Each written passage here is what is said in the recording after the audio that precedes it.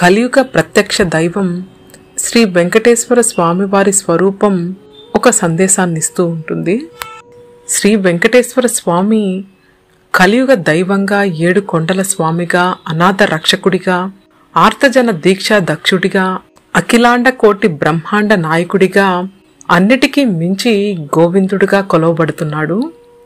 పద్మావతి దేవి అలివేలి మంగ పతిగా, సప్తగిరీషుడుగా, తిరుమలేశుడుగా భక్తకోటికి దర్శనమిస్తూ ఉన్నారు.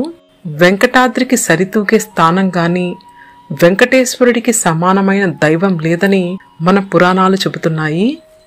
భృగు మహర్షి కారణంగా శ్రీ మహావిష్ణువు రూపంలో భువికి రావడం, శ్రీనివాసుడిగా వెంకటాద్రిపై కొలువై ఉండటం, ఇదంతా విష్ణులీల విశేషమని మహర్షులు చెప్పిన మాట. కానీ శ్రీ వెంకటేశ్వర స్వామివారి స్వరూపాన్ని చూడగానే దివ్యమంగళకరం శ్రీ వెంకటేశ్వర స్వామి రూపం, ఆత్మజ్ఞాన ప్రబోధకరం, ఆత్మజ్ఞాన చిహ్నాలతో అలరారే వెంకటేశ్వరుని తేజోమూర్తి కడు రమ్యమని అంటారు.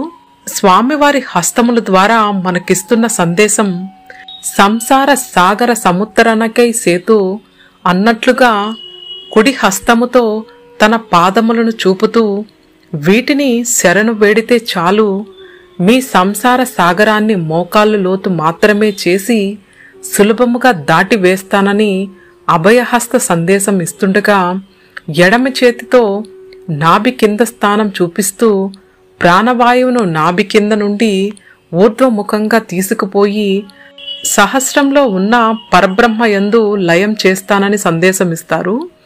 కుడి హస్తంతో నా పాదాలను శరణు వేడితే ఎడమ చేతితో నిన్ను నా అక్కున చేర్చుకుంటానని సూచిస్తారని అంటారు.